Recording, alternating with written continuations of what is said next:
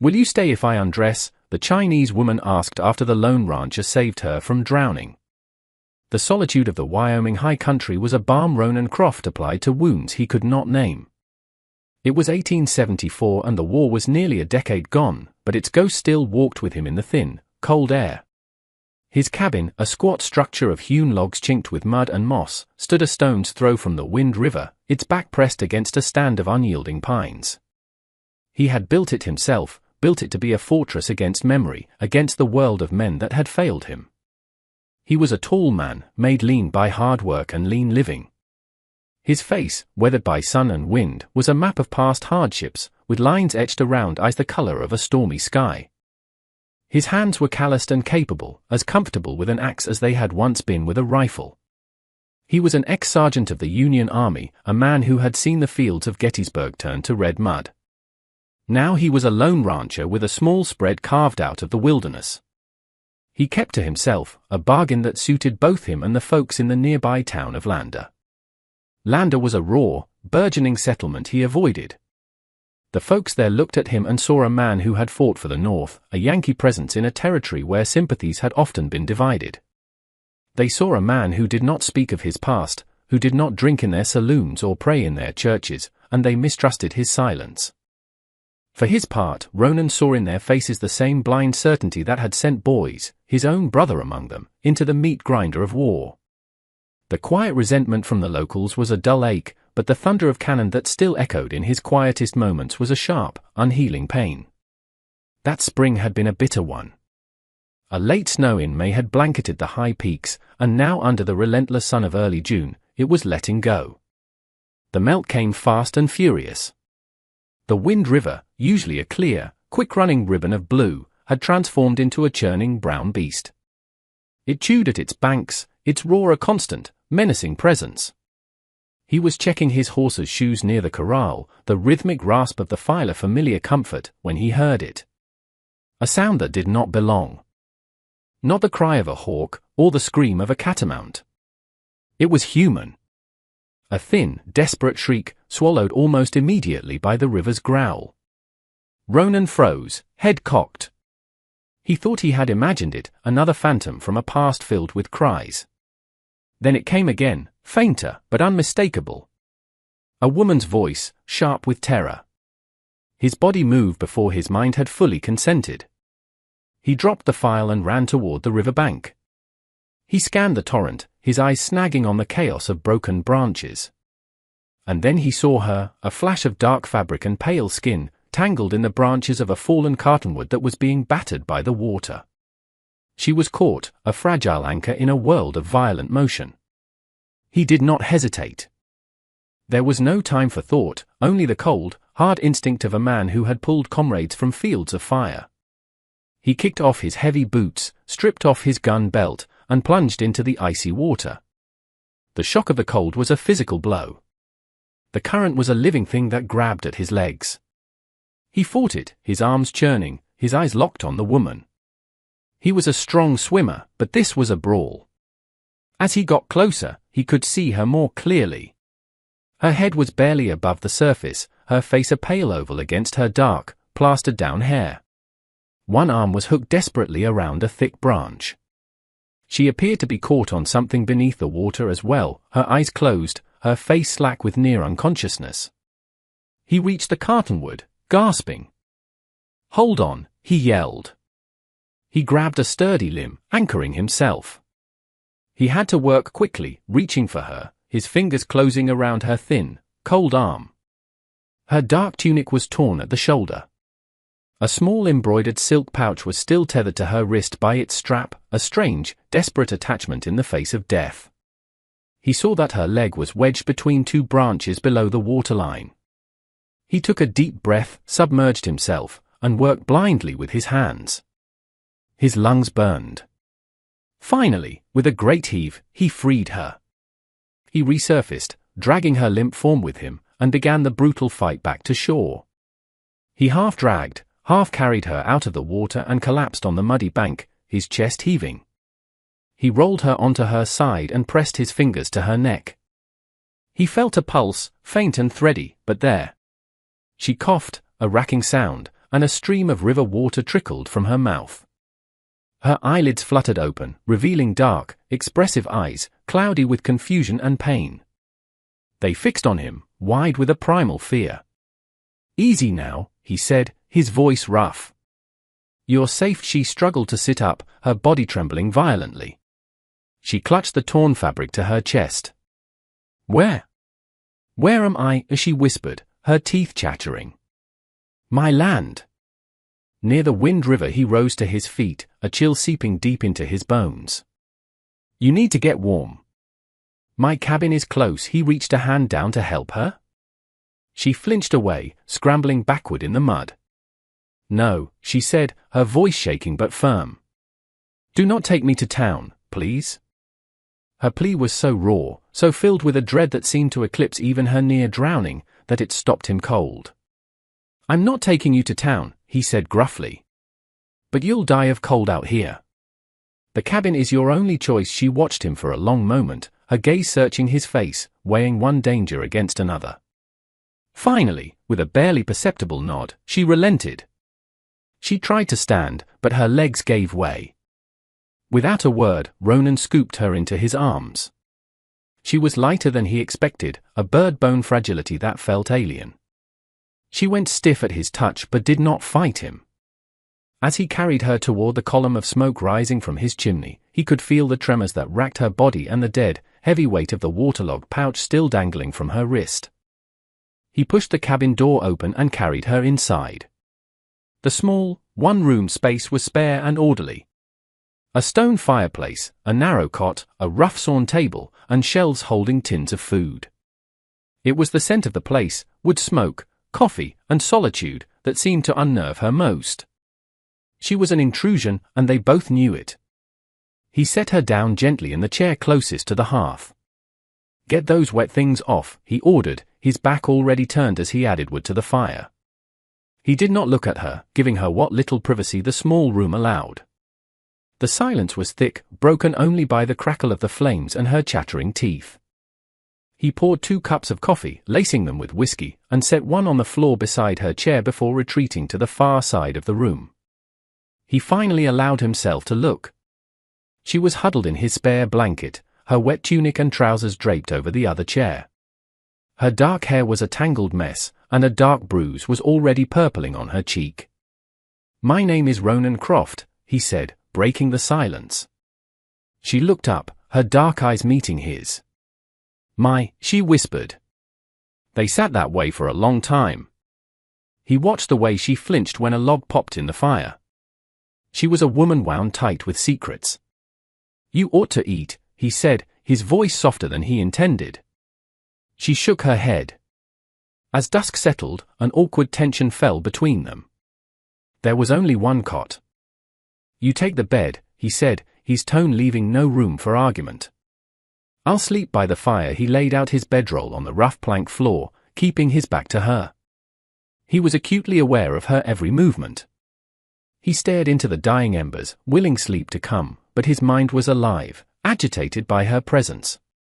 He heard her move behind him, the soft pad of her bare feet on the floor.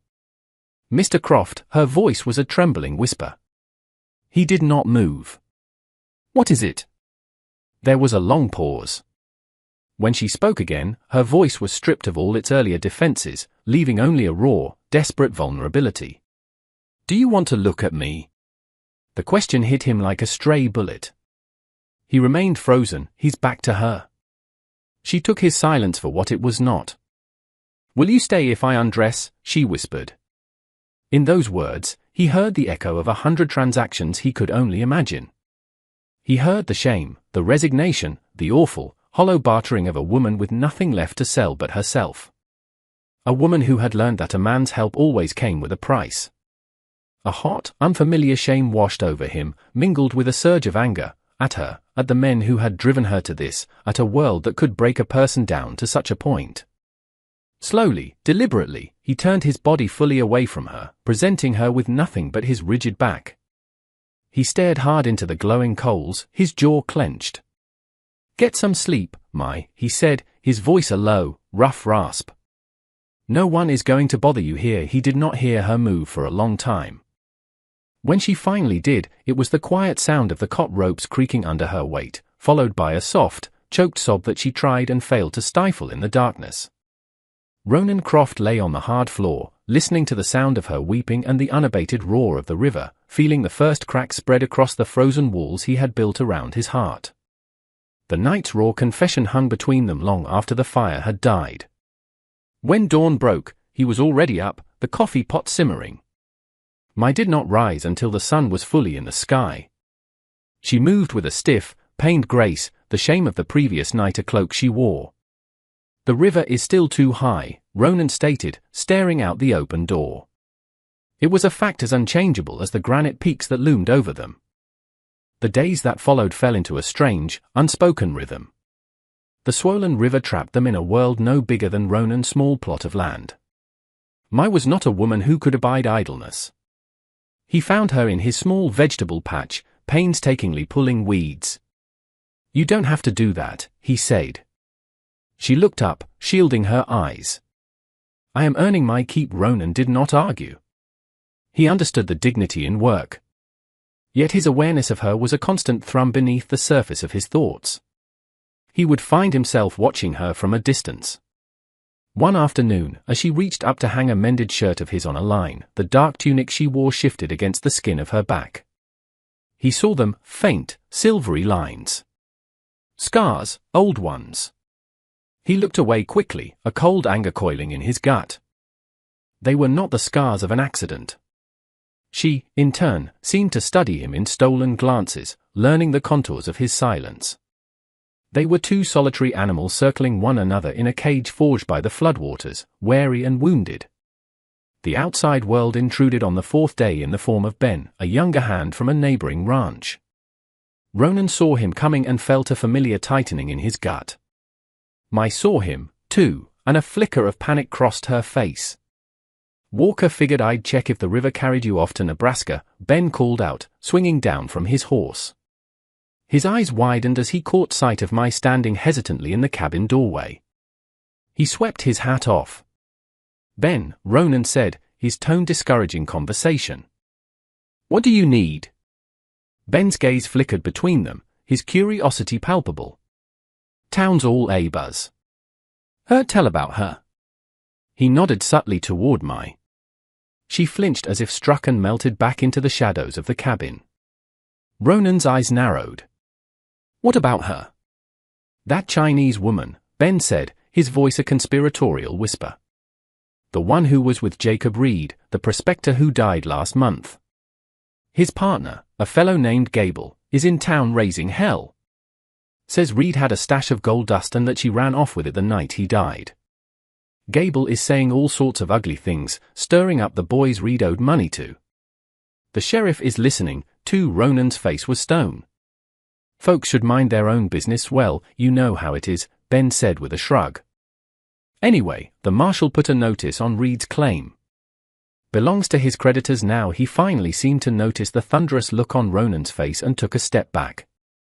"Well, I best be on my way." He rode off, leaving a thick, poisoned silence. Ronan turned and went back inside. Mai was standing by the cold hearth, her face pale and pinched. "He was right," she said, her voice a dead monotone. "What the man said." Ronan leaned against the door frame, waiting. "Jacob did die," she confessed to the floorboards. "And Gable, he is not a good man. He came to the lean-to the morning after Jacob was buried. He said I had until nightfall to be gone, or he'd take what he was owed from my hide." She finally looked at him, her eyes shimmering. "There was no gold dust. Not like he thinks. Just a little I had saved. He knew about it. My horse panicked in the river when I tried to cross. She threw me, so that was it. A fugitive accused of theft, with no rights a man like Gable or the law was bound to respect." He felt a reluctant stirring of pity, an emotion he had tried to cauterize long ago. The confession seemed to hang between them, a bridge of shared ruin, and Ronan found himself walking across it. "Promises," he said, his voice a low rumble. "They're just words, easily broken." He walked to the window, looking out at the unforgiving mountains. "I was 19 when I went to war. Left a younger brother back home. Samuel. I promised I'd be back in a year. Told him to stay, look after our folks. He paused, the memories thickening his throat. The war was for years. When it was finally over, I went back. Samuel hadn't listened. Enlisted a year after me. Died of dysentery in a camp in Virginia without ever seeing a real battle. He turned from the window, his stormy eyes meeting mine. I came back from the dead to find my brother in the ground and my future in another man's house. I never believed in another promise again. The silence that followed was different. It was filled with the weight of two broken pasts. For the first time, I looked at him not as a savior or a threat, but as a man who understood the language of grief. That night, a chill wind swept down from the peaks.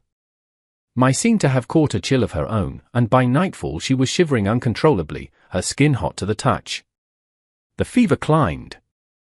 She grew restless, tossing in the narrow cot, muttering in a fluid, tonal language he did not understand. He spent the night by her side, bathing her forehead with cool river water. In the deep hours before dawn, she grew still. Her eyes fluttered open, lucid for a moment.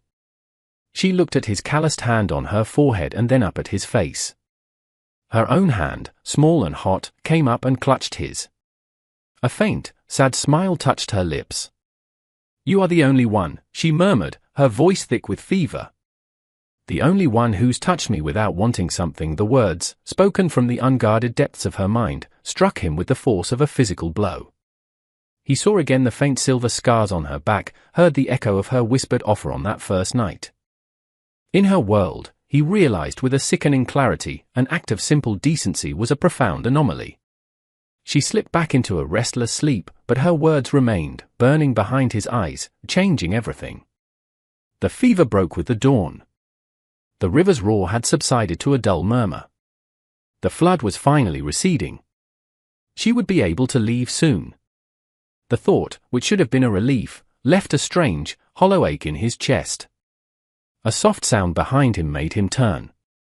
It was Mai, standing a few feet away, wearing his old, faded army shirt. It swallowed her small frame, falling to her mid-thigh. In the soft morning light, with the wildness of the landscape behind her, she looked like a wood sprite, a creature untethered from the harsh world that had so wounded her. "The river is going down," he said. She nodded. "I know." She took a small step closer. "Ronan?" she asked, using his first name for the first time.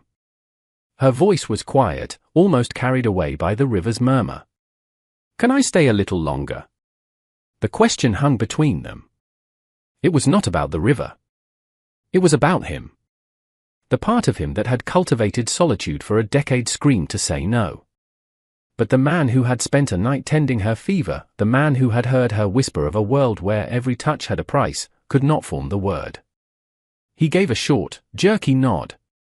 "The crossing will be treacherous for a few more days," he said, his voice rough. It was an excuse, and they both knew it.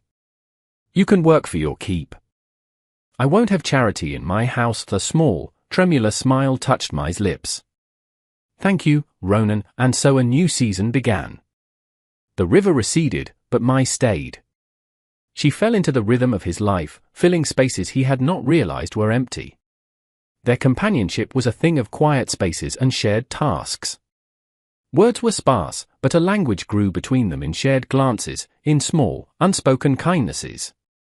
For the first time since the war, Ronan felt the sharp edges of his solitude begin to soften.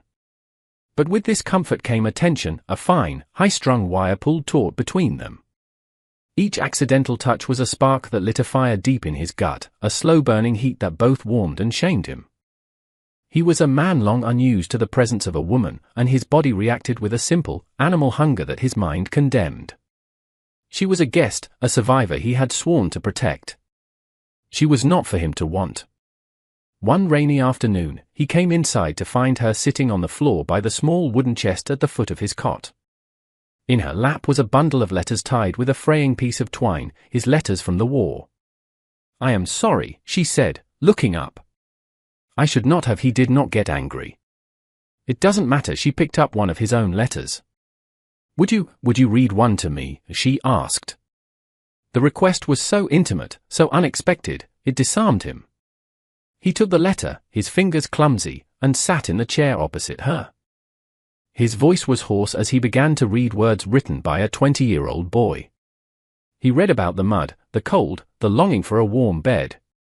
Then his voice faltered. I worry for Samuel. His last letter sounded too bold. There is no glory here, mother, only noise and fear. Tell him to stay. He stopped, unable to go on. Mai did not speak. She simply reached out and laid her hand on his arm. It was not a touch of pity, but of understanding. In that simple gesture, another layer of the wall around his heart crumbled to dust. A week later, he watched her ride his horse, Drum, across the flat land by the river. She looked younger, freer than he had ever seen her. An hour later, a sudden, terrified whinny echoed from downriver. Ronan dropped his axe and ran. He found them in a shallow ravine where the edge had given way. Mai was pushing herself up, her face white with shock. Mai, he yelled, his voice raw with a fear that shocked him with its intensity. He reached her in 2 strides, his hands grabbing her shoulders. Are you hurt? No, I think I am all right, she stammered. I'm so sorry, Ronan. He did not hear her. All he could feel was the overwhelming, terrifying relief that she was safe. Without thinking, he pulled her against him, crushing her to his chest, burying his face in her dusty hair.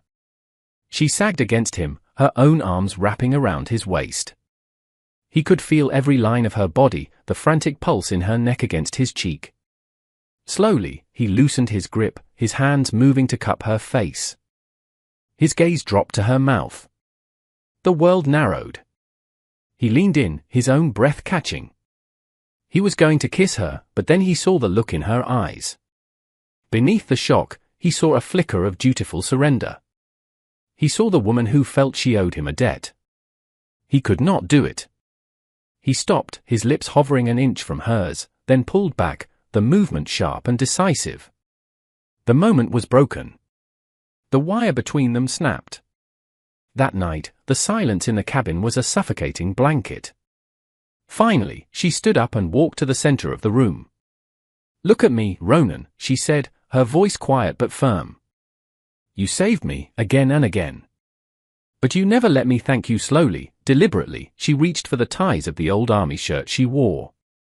Will you stay this time? She asked, her voice a low, trembling challenge. She shrugged the shirt from her shoulders, letting it fall. She stood before him in her thin chemise, her skin glowing, her faint scars like silver etchings on her back. It was not an offer of payment. It was a plea to be seen, to be wanted for who she was, not for what she owed. He stood, closing the space between them. He reached out, his calloused hands cupping her face. I want you, Mai, he said, his voice a raw, broken whisper. But not because you feel you owe me. A single tear escaped her eye, then another. She did not make a sound, but her shoulders began to shake with silent, racking sobs. The shame, the cruelty, the losses, it all came pouring out. She wept for the men who had taken without asking, for the kindness she did not know how to accept. That doesn't make you less, he told her, his voice filled with a conviction as solid as the mountains. That makes you braver than most men I have known. He pulled her gently against him, holding her as she cried. And when her sobs finally quieted, he tilted her face up to his. The kiss, when it came, was not a thing of fire, but as soft and hesitant as the dawn. It was a kiss of profound and aching tenderness, a silent conversation between 2 scarred souls. It spoke of shared pain and a dawning, fragile hope. When he pulled back, he rested his forehead against hers. Mai, he whispered, the name a prayer. She did not answer with words. She simply took his hand and led him to the cot. She lay down and patted the space beside her. He lay down next to her and she curled into his side, laying her head upon his chest, right over the steady, heavy beat of his heart. His arm came around her instinctively. This was not about desire. It was about sanctuary. For the first time since he had pulled her from the river, Mai slept a sleep of true and utter peace, safe in the arms of the man who had seen her brokenness and called her brave.